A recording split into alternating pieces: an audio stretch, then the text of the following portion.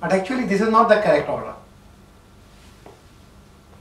Commonly we memorize, we remember Zabur, Torah, Injil, Quran. But actually this is not the correct order. The correct order is Torah, then Zabur, then Injil, then Quran.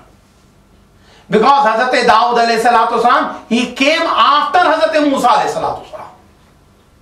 So Zabur is after Torah. Okay.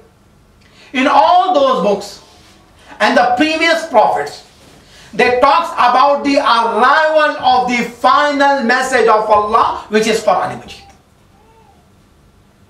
They talk about the last prophet, Rasulullah sallallahu alayhi wa sallam, salawat praying about and about the completion of the message of Allah.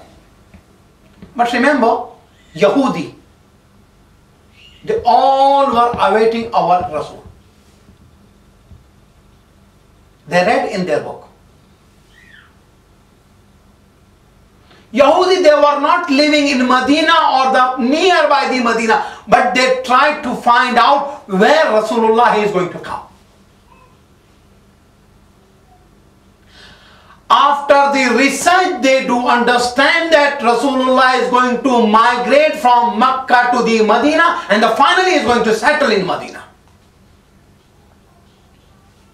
And the city of Medina, it is located between the place of Uhud, where the battle of Uhud was fought, and the Khaybar. They came. Elderly people, children, women, they all were settled in Medina, just they were awaiting for the last and final message of Allah. And thereafter the youth, they came out from the city of Medina, they construct the fort, they got the training, they were completely involved in the preparation of the Zuhur of the last prophet. What we are doing today? Just we are praying, oh Allah, make his Zuhur sooner. Not more than that. But these Yahudis, they were awaiting our Rasul, and they were involved in the completely awaiting position by preparing themselves. They trained their youth, because when Rasulullah, he will come, thereafter the enemies, they will oppose him. He need help, assistance, so they were ready for it. And for the protection of Rasulullah, they made the fort which called Qilai Qamus. But when Rasulullah, he came, these were the people, those who opposed the Rasulullah. And the one of the biggest battle, which was the battle of the Khaybar, fought against the Yahudi, and they wanted to kill our Rasulullah. So if the people, those who were prepared like the Yahudis, and they stood against the Rasulullah, so what about us? Because we do not have any kind of the preparation. I am not prepared. Our children, they are not prepared. Our society is not prepared. We are saying Imam will come, and inshallah I will assist my Imam. What kind of the assistance? Now the assistance for the Imam, because we are saying sometimes, see, I don't have the time to pray my namaz at prime time. We are completely busy in our commitment. How come I will get half an hour and 20 minutes just for learning Quran Majid? Because we are busy. So if the people, they cannot give 20 minutes and 15 minutes for the Quran Majid, how come these people, they will be ready to give their lives to our Imam? That is the answer. One more thing here. Remember, when you are doing job, after the completion of your education, that time gone, the 15 and 20 years before, if someone has completed his studies, thereafter on ground of that study, he started working for the 30 years, 25 years, until his retirement. There will be no course, there is no further education, there is no upgrade. But today, you finish, because world is very fast. You finish your studies, completion of the studies, thereafter you started working. After 6 months, you go for the upgrade for the 2 weeks. Oh. Otherwise, there is no assurance of the job. Job means for service. We are in the service of the Imam of the time. If we want to get the assurance from him. So of course we must upgrade ourselves all the time. So now you come here. Now the issue is, start learning in the young age. Another hadith. There is a hadith from our Rasul sallallahu alayhi wa sallam. Man lam yata'allam fi as-sighar lam yataqaddam fi al-kibar. Whoever is not starting acquiring knowledge in young age, lam yataqaddam fi al-kibar, can't get progress in the old age. If you want to get something, you start from young age. But remember one thing, if someone has not the opportunity when he was young, thereafter it is wajib on him to learn in what age he is, because thereafter once he started, he will be blessed by Allah. We can't intend. We can't stand. We can't say one word of Allahu Akbar without the tawfiq from Allah. So of course if there is a tawfiq from the Allah, you will start thereafter assistance from the Allah.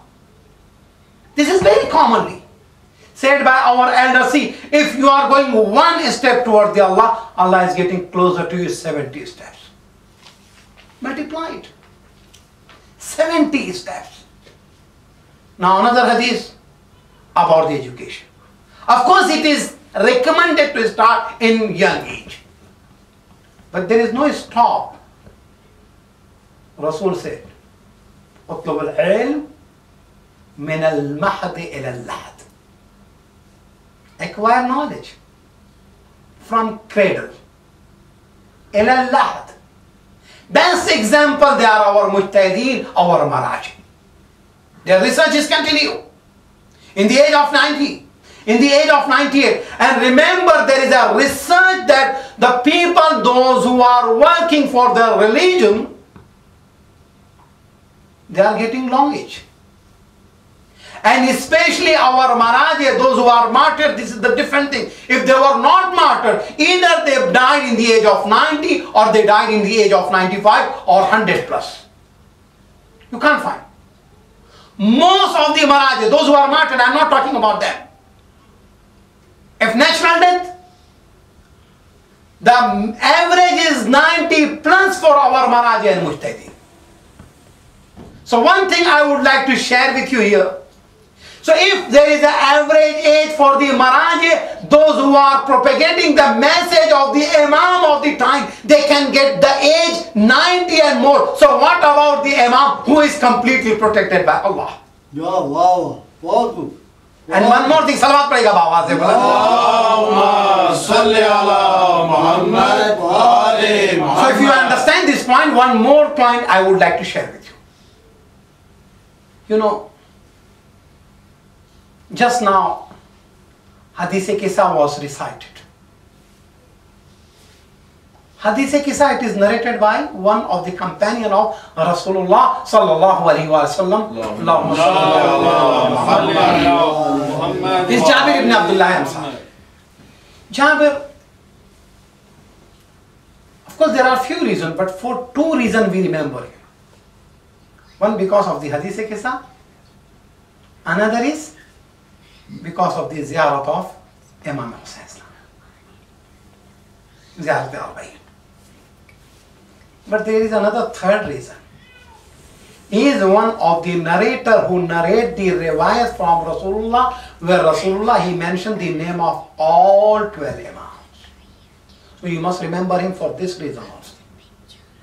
So if someone is saying people they were not aware of the 12 Imam and their name, there are so many riwayat. One of the riwayat was narrated by him.